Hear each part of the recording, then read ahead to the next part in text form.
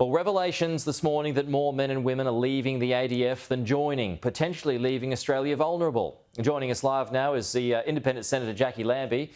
Jacqui, I remember Peter Dutton announced a plan a while back when he was minister to jack up troop numbers.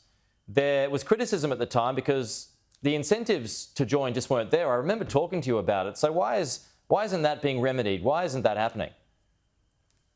Because your incentive that they're giving them, this is their first mistake. They're offering $50,000 for those who have done their 4 years to stay in.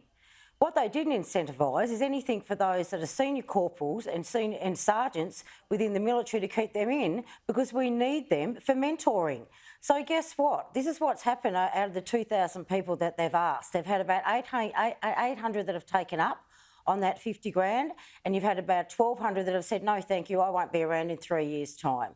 So that's your first problem, is first of all, you've given a kick in the backside to the people, the backbone of the military, which are your senior corporals and your sergeants, and offered them nothing to stay in and mentor.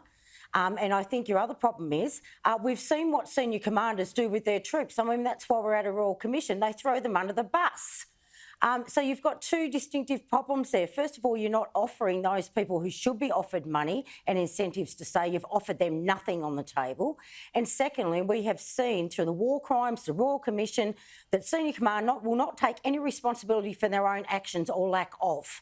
And that is a massive problem, and that is what you're seeing play out there in Australia. And you've got people out there saying, just don't join until it's fixed. Well, I don't know what you want me to do about that, but seriously, that's where we're at. Well, I mean, that's troubling, but there's also another troubling aspect to it, is that we only have, according to the report, we only have enough weapons and munition stockpiles to last 1 week of conflict, if it were to ever happen. Yes. So we know we're under-equipped. The DSR said so, but is it that dire, Jacqui? Look, and then I'm only talking about the troops. I'm not talking about the procurement, the way things are done, and that everything's always late or it doesn't go through. We've got an AUKUS deal up there. We've spent billions of dollars that we intend to spend on that, and we're still worrying about. We haven't even got the top end, like some sort of dome running up at the top end there, where we have missiles like we're a barking dog. We are an island nation, so not to have missiles all fitted out through that top end there, right across. I tell you what is absolutely nuts. It's like these guys in care, and don't just blame the military for this and the procurement side. It's also the ministers that we've had in the past that haven't been able to get the job done. And this has been really detrimental. My lot's saying, hey, yeah, no worries, I'll leave the Senate. If it comes to worst, we'll have to get up. We'll have to put our uniforms back on. And knowing very well, we're cackling in the background saying, I bet you by the time we get to the armoury, there won't be weapons for us or rounds, which is exactly what's going on. No, you're right. It's really scary, Pete. Sure. With what is going on around the rest of the world, and this is a predicament we're in as an island nation. You're right. There has been a conga line of defence ministers in recent years. So looking at the current one, is Miles in the slow lane here on these numbers, or is it the defence bureaucrats who are below him?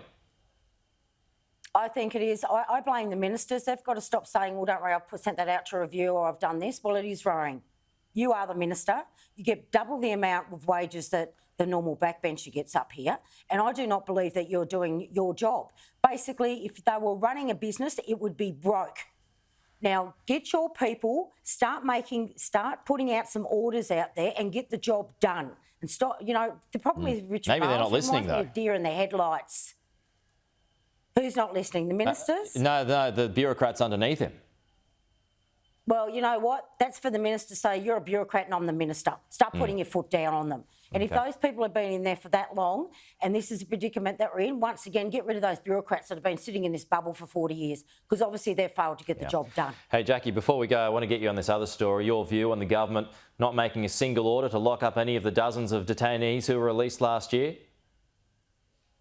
Oh, it is really, really worrying, because I do know that after removing most of those refugees off Nauru, which was done during COVID and went to many other different countries, that the ones that were left there, especially the last 70 to 80, were a massive security risk. And those guys, nobody said a thing. Those guys have been flown under the darkness of night over the last 6 months since July by the Labor Party into Melbourne. They've got no bracelets on them, so I can't even get an answer of where are the 70 that were at absolute security risk to this country, and I've found that you've now cleared out Nauru and they're sitting here in Australia. So, mate, we have some issues here. Jackie, we're out of time. Good to chat. We'll talk to you soon.